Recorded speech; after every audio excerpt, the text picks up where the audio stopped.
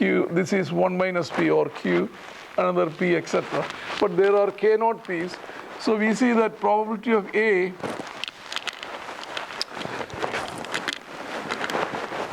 given that the value of p is some value p is going to be p to the power k naught, q to the power n minus k naught. Remember here, I'm just writing q for 1 minus p. So I hope, so what this means is the coin is what it is. It has a certain value for p. It's just unknown to us because we haven't, the coin just came to us. So we have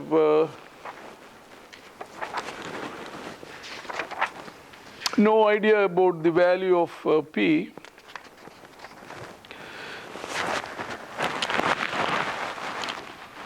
So given a particular value, this will be the probability of this A. Now the question is, how do you compute the probability, the unconditional probability of A? So maybe one of these expressions that we have done earlier would be helpful. Remember, we had at some point we had probability of x between x1 given b to be probability of x2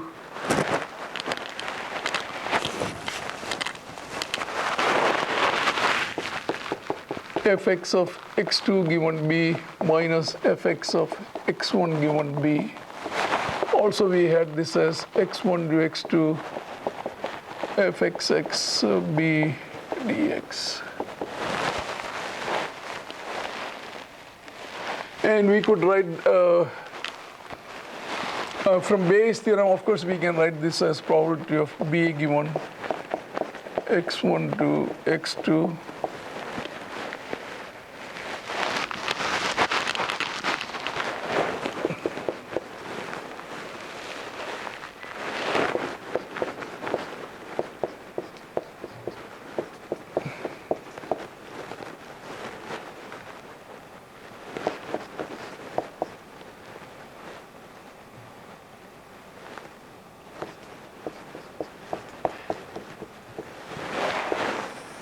divided by PB.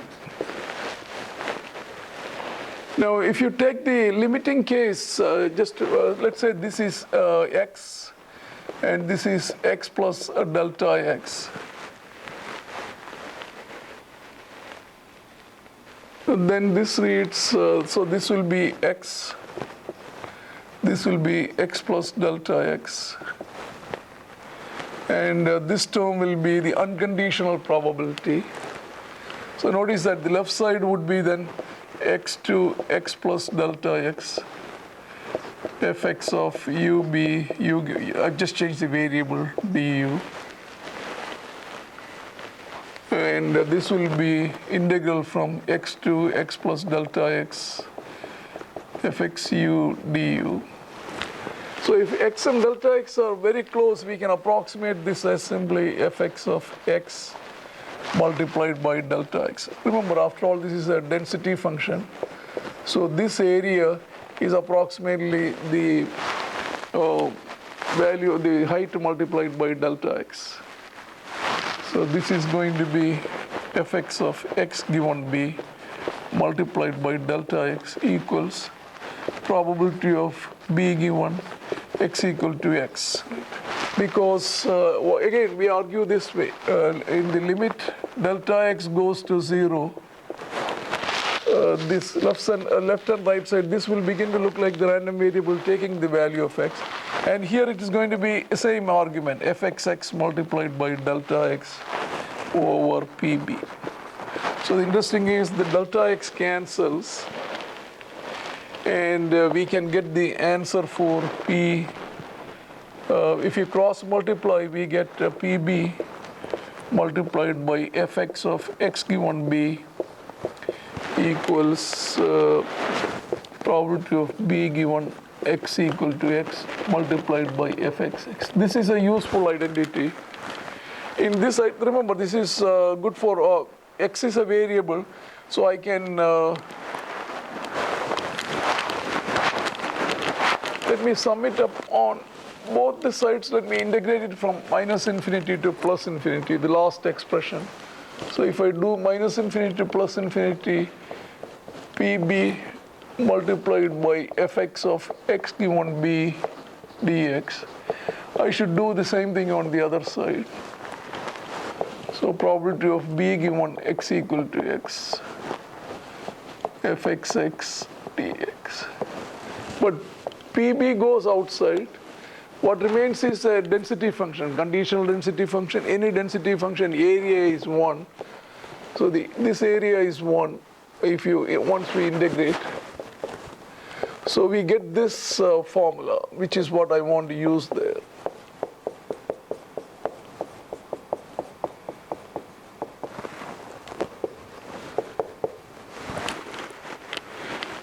So the question is, what is the unconditional value of A here? So this is going to be probability of A is going to be probability of A given P equal to P, P being equal to this small value. But P goes from 0 to 1, but not multiplied by FPP dP. But this is 1 because it's a uniform random variable.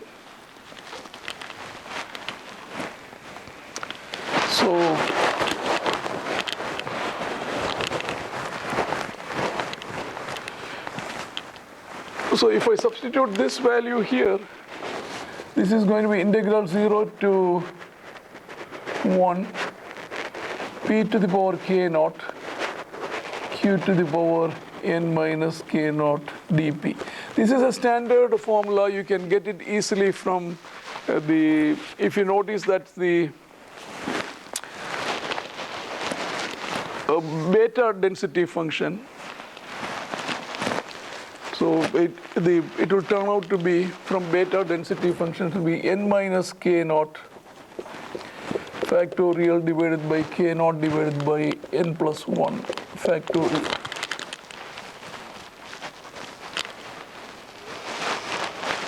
So that's the probability of A.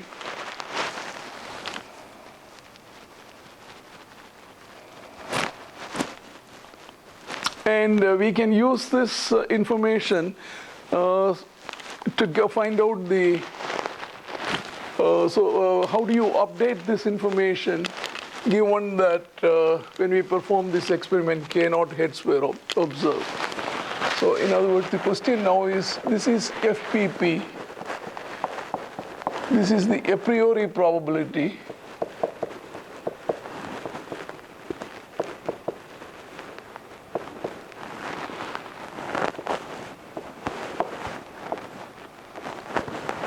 Question is, what can we say about the P given A? What more can you say? So that answer is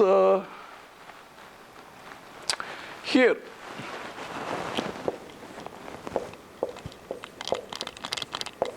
So I just, to save space, I'm going to use the previous derivation.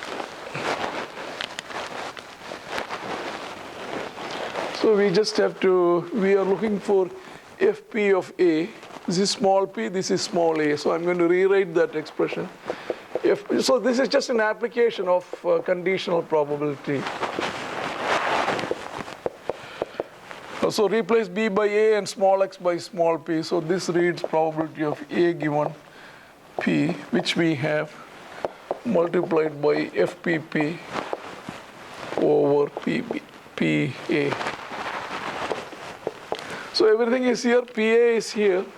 So remember, the way to compute that would be by just actually looking up the beta distribution, and the integral under the beta distribution, 0 to 1 should be 1, and there's a constant here, so you flip the constant, you get that. So now if you substitute all these values,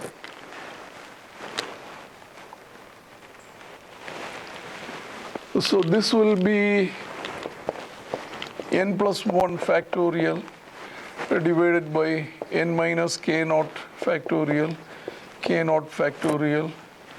That's from flipping this FPA And A given P is P to the power K naught multiplied by Q to the power N minus K naught multiplied by FPP, which is 1. And P still goes from 0 to 1. So suddenly an innocent looking density function has become, has been updated. So our ignorance or knowledge, here it is complete ignorance, we have no idea. If you plot this, this is going to look something like this. Still it is between 0 and 1, but now it has a shape. So this is the modified, this is the inference. Inference from the experiment is to update our knowledge. So this is after, so a posteriori PDF of P. So the random variable is the probability of the likelihood of getting ahead. We don't know the exact value. So question is, should you make the observation, should you simply assume it to be half, or should you perform an experiment and use the experiment to update our knowledge? This turns out to be a beta distribution if you check it out. So here is the theorem. If you start with a coin which is of unknown probability of obtaining a head, and if you take the initial distribution of P to be uniform, and if you perform an experiment and assuming, of course, a certain number of heads are going to show up, assuming K heads show up, then the way we update this density function is through the conditional distribution. And so the conditional distribution of P, given this experimental results, turns out to be beta. So this is a beta distribution. So the logic is you use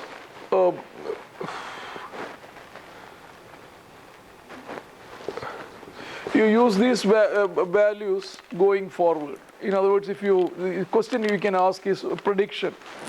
What is the probability that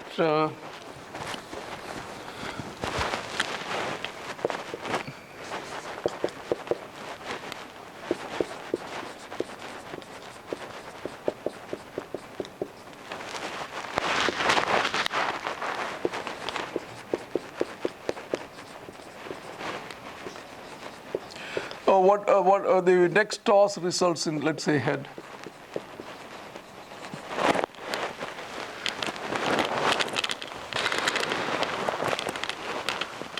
So we could, so remember this, you have to use that, we are not starting from, at this point we have some information. We performed an experiment that gave us a certain number of outcomes. We use those outcomes to update the density function. So naturally we should use that density function to make any more predictions. So you can see how Bayes' theorem, everything has helped us to get to this point. So this is the updated PDF. So the experiment has been used. So we use the experiment to update the PDF. So naturally this PDF should be used in making predictions. So if you remember, so what we want is probability of B. And if we had an earlier expression, probability of B can be written as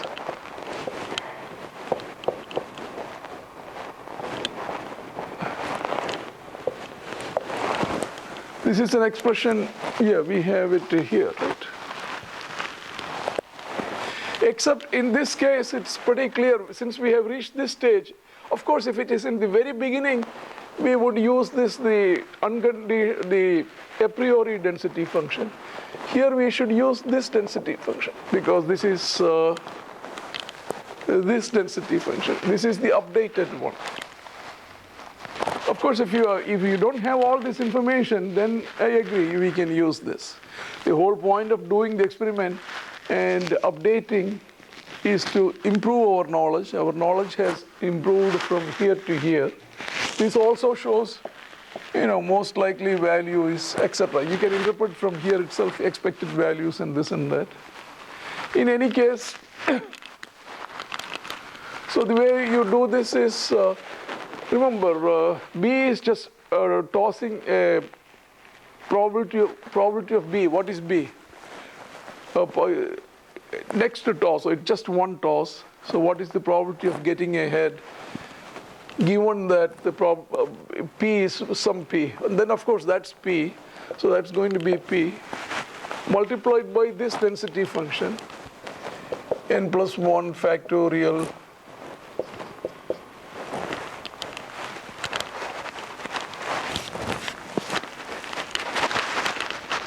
divided by n minus k naught factorial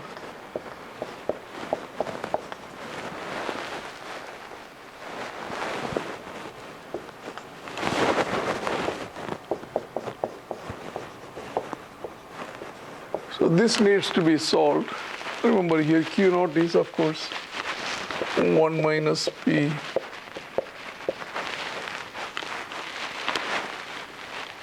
and if you again you can use so this goes from 0 to 1. So again you can see you can use a beta function if you cleverly so pull out all the constants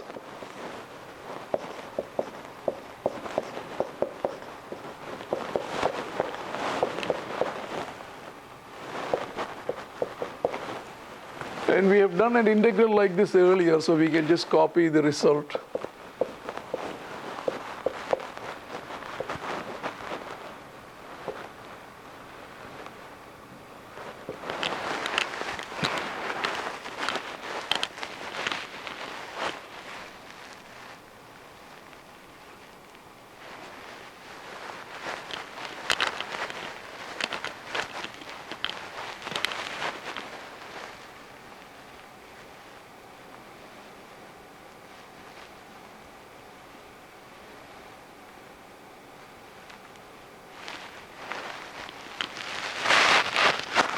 So this we can write it as n plus 1 minus k naught plus 1.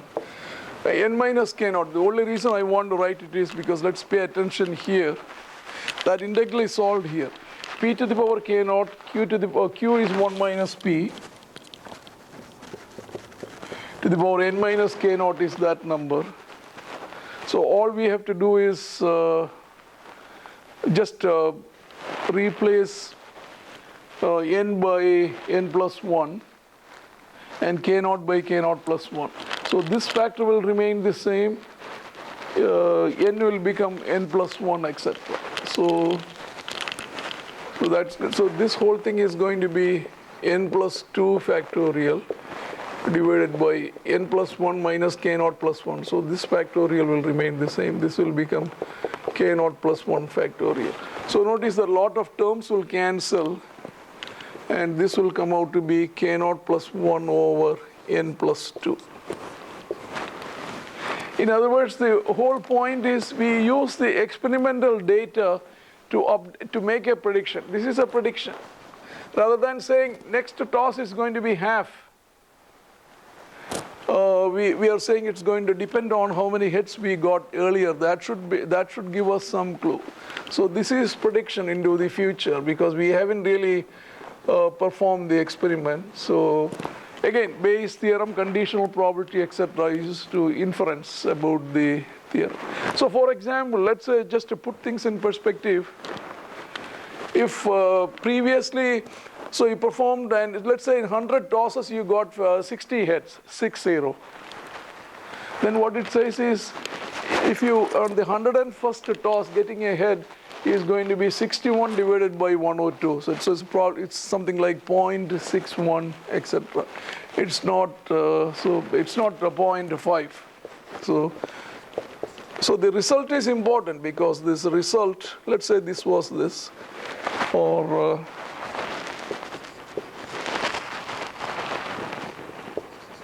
let's say 98 previous experiments we got 59 heads. So you can see it's biased towards the heads, and then this will turn out to be 0.6.